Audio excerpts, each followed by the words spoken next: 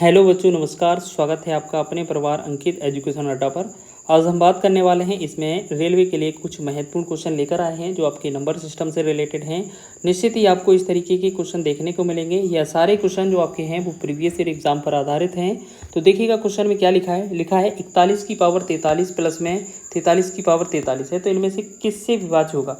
अगर देखिए यहाँ क्वेश्चन क्या लिखा है, 41 की पावर लिखा है 43 प्लस में 43 की पावर क्या लिखा है 43। ठीक, तो ये पूछा जा रहा है ये किससे विभाजित है। तो आपको दो पैटर्न बता देते हैं हम। अगर आपको कहीं भी क्वेश्चन में a की पावर n प्लस में b की पावर n मिले तो इसको जो विभाजित करेगा वो a प्लस बी द्वारा विभाजित करेगा, ठीक है ना। और अगर a की पावर n माइनस में b की पावर n लिखा होगा तो ये जो विभाजित करेगा वो a माइनस बी के द्वारा विभाजित होगा, ठीक है। तो ये दोनों पैटर्न बहुत पूछे जाते हैं, तो याद रखना इन दोनों पैटर्न को।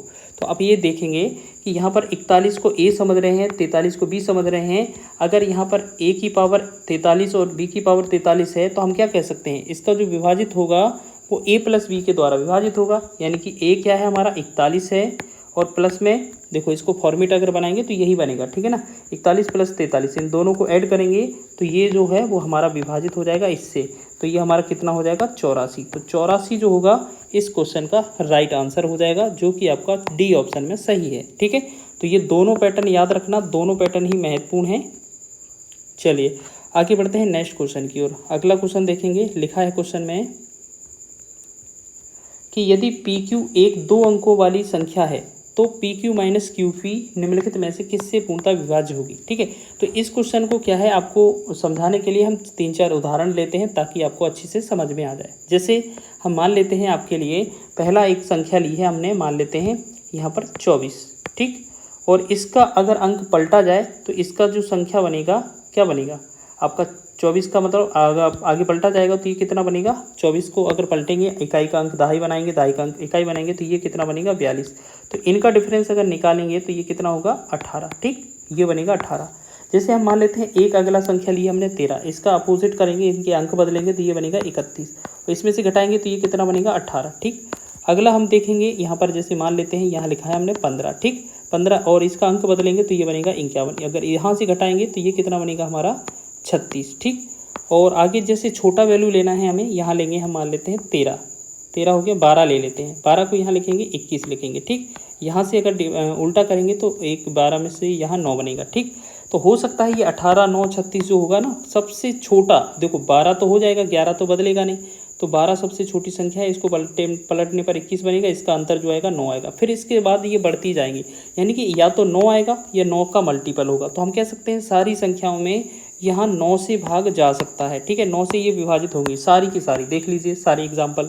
तो ये आपको एग्जाम्पल बताए हैं। तो आपको क्या बोला गया था इस तरीके से कि PQ एक संख्या है 2 अंकों की, अगर उनको पलट दिया जाए और उनका अंतर जो होगा वो किससे विभाजित होगा, तो हम कह सकते हैं जो ऑप्शन ए होगा उससे इसका राइट आंसर हो जाएगा, ठीक है।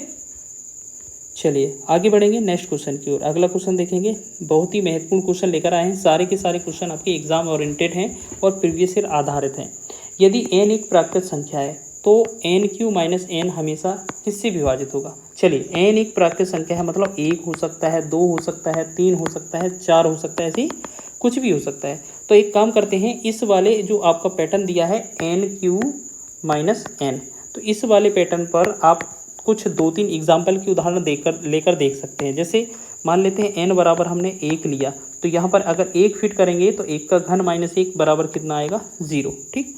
जैसे अगर n बराबर हम 2 फिट करेंगे, अगर 1 हो गया, n का मान 1 हो गया, अब हम n का मान 2 लेते हैं तो 2 का घन 8 हो जाएगा। 8 में से हम कितना करेंगे तो यहाँ पर कितना आ जाएगा, यहाँ पर n 2 का घन 8 होगा, 8 में से 2 कम करेंगे तो यहाँ होगा 4, ठीक। ऐसे ही अगर n का मान अगर हम 3 रख कर देखें तो n का घन कितना होगा, 3 का घन 27, 27 में 3 करेंगे तो यहाँ पर कितना हो जाएगा 24। एक और एग्जांपल देखते हैं, n बराबर 4, ठीक है। 4 रख कर देखेंगे अगर इसमें तो 4 का घन होता है 64, 64 में से 4 करेंगे तो यहाँ कितना बनेगा 60। तो हम देख रहे हैं सबसे पहले हमने 0 मिला, 0 के बाद 4 मिला, 4 के बाद 24, 24 के बाद 60। तो हम देख रहे हैं ये जो संख्या है वो हमेशा किससे विभाजित होगी। तो आप देख रहे होंगे ये 4 जो है वो सभी में 24 में, 60 में, 4 में, ये और 0 के साथ तो हर एक अंक होता है। तो 4 एक सबसे छोटी संख्या लग रही है जिससे ये सभी अंक विभाजित हो रहे हैं, सभी संख्या विभाजित हो रही हैं, तो हम कह सकते हैं इसका ऑप्शन नंबर डी इसका राइट हो जाएगा। ठीक है, तो ये आपका एग्जाम्पल, इसका ये आपका थ्योरी बेस्ड था क्वेश्चन, जो आपकी मेंटल एप्टीट्यूड या मान सकते हैं इनका मानसिक अभिरुचि के ऊपर था, मानसिक योग्यता पर आधारित था। चलिए अगला क्वेश्चन देखेंगे। इसी तरीके से लिखा है कि एक संख्या को 7 से विभाजित करने पर 4 शेष बचता है, उसी संख्या के वर्ग को 7 से विभाजित करने पर कितना शेष रहेगा। तो हमने इसे कुछ पहले बताया था कि इस तरीके का पैटर्न हम पढ़ा चुके हैं कि हमने क्या बोला था, कभी भी अगर इस तरीके का पैटर्न हो कि किसी से भाग देने पर कुछ शेष बचे, किसी से भाग देने पर कुछ शेष बचे, तो आप हमेशा इन दोनों को ऐड कर देंगे तो वो क्या बन जाती है, संख्या आपकी। ठीक है, तो संख्या क्या हो जाएगी आपकी, 7 और 4 को ऐड कर देंगे तो हमारी संख्या कितनी हो जाएगी, 11। ठीक, अब क्वेश्चन में बोला है इसी संख्या का अब वर्ग करना है, तो वर्ग करेंगे तो संख्या मतलब n का वैल्यू आपके पास कितना है, 11 है। अगर n का स्क्वायर करेंगे तो इसका मतलब है 11 का वर्ग करना है, तो 11 का वर्ग कितना होगा, 121। अब बोला जा रहा है 121 से हम अब 7 से भाग करें, अगर 121 को 7 से भाग करेंगे तो इसका जो शेषफल है वो क्या आएगा, ये पूछा जा रहा है। तो 121 में 7 से भाग कर दें तो आप क्या करेंगे, 7 एकम 7 हो जाएगा, यहाँ पर 5 रहेगा। ठीक, और यहाँ क्यों 7 7 49 हो जाएगा, और यहाँ पर कितना रहेगा, 2। तो हम कह सकते हैं यहाँ पर जो शेष जो आएगा वो कितना आएगा, 2।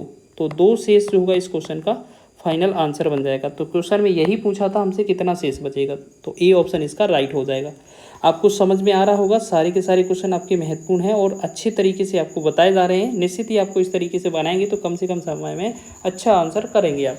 देखिए 3 से 60 के बीच ऐसी कितनी विषम संख्याएँ हैं जो 5 से पूर्ण विभाज्य है। तो सबसे पहले बात करें, यहाँ 3 हो गया, यहाँ 3 के बाद लास्ट में कहाँ तक, 60 तक।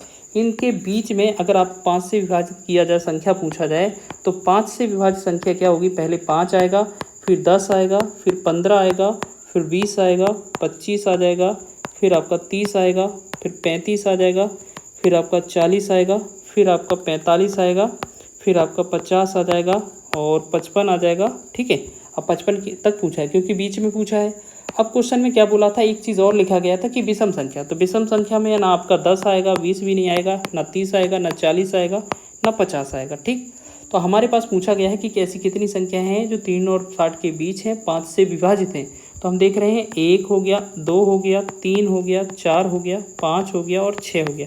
तो 6 ऐसी संख्याएँ हैं जो 3 और 60 के बीच हैं और सारी की सारी विषम हैं जो कि 5 से विभाजित हैं। तो ऑप्शन नंबर डी इसका राइट है। ठीक है ना, तो ये अच्छे तरीके से हमने सारे प्रश्नों को हल कराया है। अगर आप निश्चित ही इन तरीक़ों से यूज़ करेंगे, आप सवाल हल करेंगे तो आप अच्छा स्कोर करेंगे और कम से कम समय में करेंगे, ताकि आप अपना पूरा पेपर रिवाइज कर सकें या पूरा अपना पेपर देख सकें कि इसमें क्या पूछा गया था। ठीक है, अगर वीडियो पसंद आ रहा है तो वीडियो को लाइक करें, शेयर करें, चैनल पर नए हैं तो चैनल को सब्सक्राइब कर लें।